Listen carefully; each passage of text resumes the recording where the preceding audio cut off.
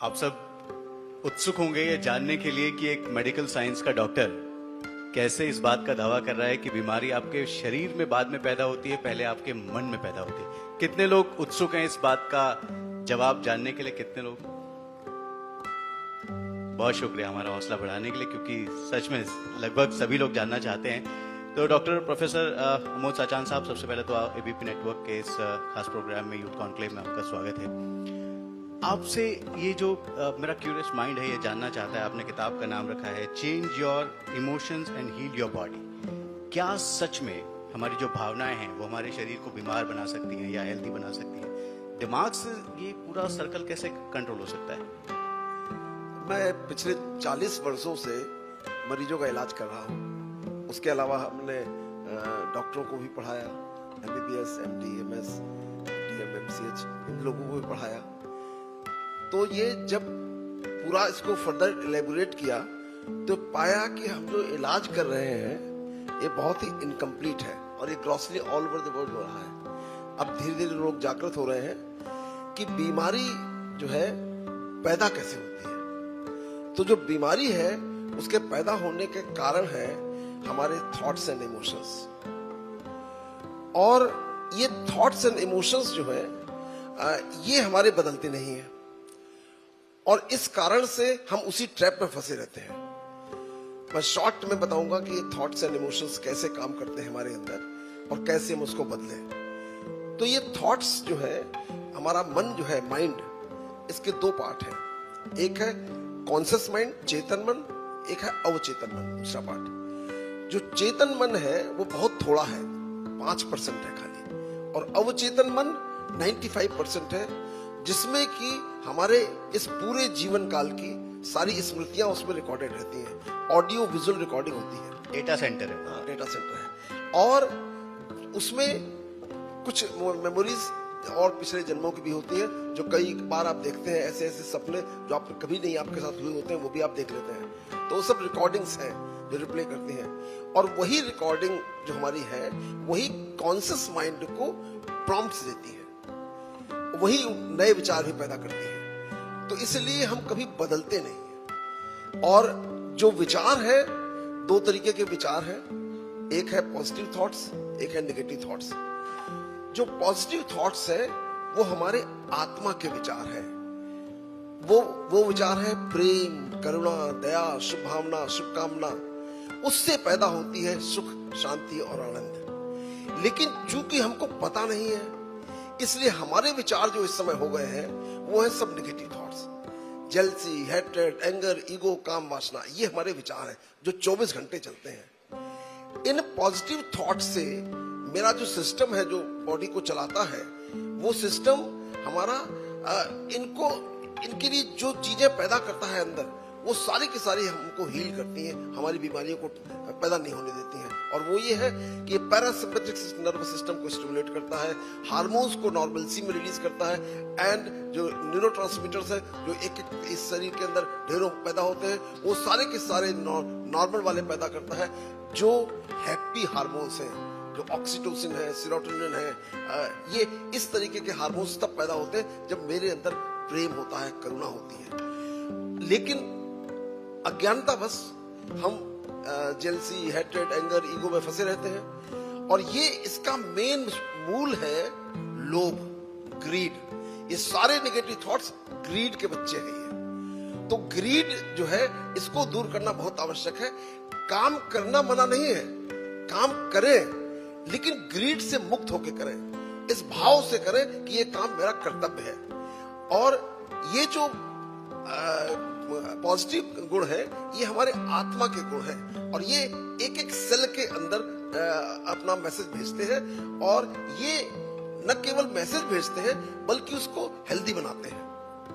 तो अब समस्या ये आती है कि इसको करें कैसे हम ठीक। अब ये बात हमको समझ में आ गई कि ये नेगेटिव थॉट्स नहीं होने चाहिए, लेकिन जब हम काम करने बैठते हैं तो नेगेटिव थॉट्स ही आते हैं। उसका कारण ये है कि हमारे अंदर जो न्यूरॉन होता है, उसमें मैसेज ट्रांसफर होता है एक एंड से दूसरे एंड तक, और उसकी स्पीड बहुत फास्ट है। वो 1 मिली सेकेंड में एक एंड से दूसरे एंड तक मैसेज ट्रांसफर हो जाता है। 1 मिली सेकंड मतलब 1 सेकंड के 10,000 हिस्से में, तो इतना फास्ट है। और वो हमारे लोअर ब्रेन से ऑपरेट होता है।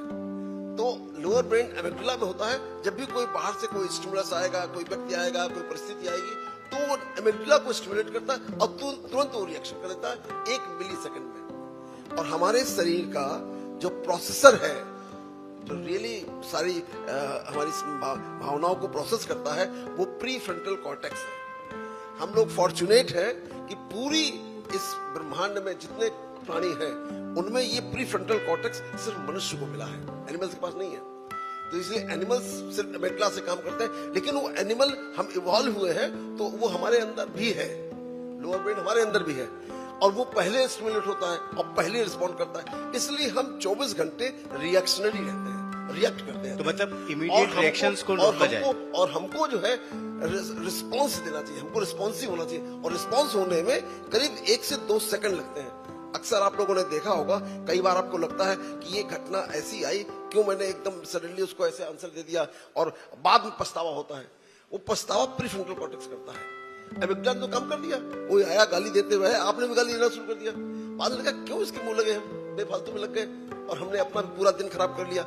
लेकिन वो थोड़ी देर बाद होता है। तो इसलिए थोड़ी देर धैर्य रखिए, प्रोसेसर को प्रोसेस करने दीजिए। जब वो जवाब दे सही, तब आप रिस्पॉन्ड करिए, तो आपसे कभी गलती नहीं होगी। और ये गलतियां अक्सर हम जीवन भर करते रहते हैं। जी, तो ये जो आपने सारी चीजें बताई सर, जो जितने भी हमारे बैड इमोशंस हैं, जो हमारे बॉडी को हमारे खराब स्वास्थ्य की दिशा में लेकर जाते हैं, उन पे कंट्रोल रखना हमें सीखना होगा।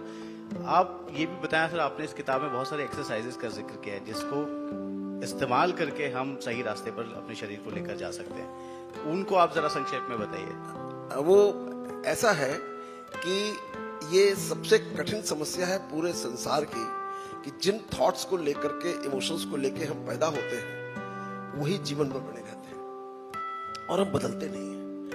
इस बदलने के लिए हमको एक्टिव प्रोसेस करना पड़ेगा, और वो एक्टिव प्रोसेस है मेडिटेशन का, ध्यान का। जब हम ध्यान करते हैं तो उस समय हम अपने ही थॉट्स को वॉच करते हैं। हम थॉट्स में बहते नहीं हैं, हम उनको देखते हैं। जब हम उनको देखते हैं तो कमजोर हो जाते हैं। उसके बाद ही एक और परिस्थिति पैदा होती है कि जब थॉट्स आते हैं हमारे माइंड के अंदर, तो वो थॉट्स को हमें करना है चेंज।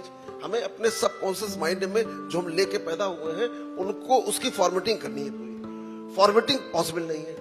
तो हम क्या करते हैं कि हम नए थॉट्स लिखते हैं, और वो जो नए थॉट्स हैं वही मेडिटेशन है। हम वो थॉट्स लिखते हैं कि मैं ये शरीर नहीं हूं, मैं मन भी नहीं हूं, मैं इन दोनों को चलाने वाली जीवनदायिनी शक्ति आत्मा, और जो मैं हूं उसके गुण ये है। मेरे गुण ईर्ष्या, द्वेष, क्रोध, मोह, अहंकार नहीं है। मेरे गुण प्रेम, करुणा, दया, शुभ भावना, शुभकामना, सुख, शांति, आनंद, ये मेरे गुण हैं। तो मुझे इनका पालन करना। इसको जब बार बार करते हैं तो हम उसको ठीक कर ले जाते हैं। इनको ठीक करने के लिए महादेव ने माता पार्वती को ये सारे गुण बताए थे, और 112 तरीके उन्होंने बताए थे ध्यान करने के। और वो इसी भारतवर्ष की देन है जो पूरी दुनिया में फैला हुआ है। उसमें से बहुत छोटे छोटे ध्यान वेस्ट में गए हैं, जैसे माइंडफुल मेडिटेशन कहते हैं, सांसों को देखने की विधि कहते हैं। लेकिन हमारे भारतवर्ष में बहुत विशाल रूप से इसका प्रैक्टिस होती है, और बहुत सारे लोग इसको लगातार करा रहे हैं। बिल्कुल, और आपने जो बातें बताई हैं, आई एम श्योर कि जब आपकी किताब हमारे बीच पहुंचेगी, हम उसे पढ़ेंगे तो काफी कुछ। मैं एक बात और कहना चाहता हूँ, संक्षेप, जो भारतवर्ष में पहली बार की गई है, इसके पहले वो कभी नहीं की गई थी, कि मैंने वो ध्यान करने की प्रैक्टिस, इसमें 24 चैप्टर है, और हर एक में ध्यान करने की विधि लिखी है। उसी में एक QR कोड भी लगा रहे हैं, जिससे आप उसको गाइडेड मेडिटेशन करें, और अगर आप 24 दिन ये काम कर लेंगे तो आपका अवचेतन मन फॉर्मेट हो जाएगा। बिल्कुल। और यहाँ पर बहुत सारे युवा लोग बैठे हैं। मैं एक दो चीजें उनके लिए बताना चाहता हूँ जो बहुत इंपॉर्टेंट है, उनके जीवन को बदलने वाली है। बहुत सारे लोगों का जीवन बदला है उन बातों से। मैं आप लोग बताना चाहता हूँ, हमारा माइंड जो है जिससे हम काम करते हैं, इस माइंड की एक बड़ी विशेष क्वालिटी है जो सिर्फ ह्यूमन बींग्स को मिली है, और वो किसी के पास नहीं है, वो ये है कि mind can not differentiate between reality and imagination.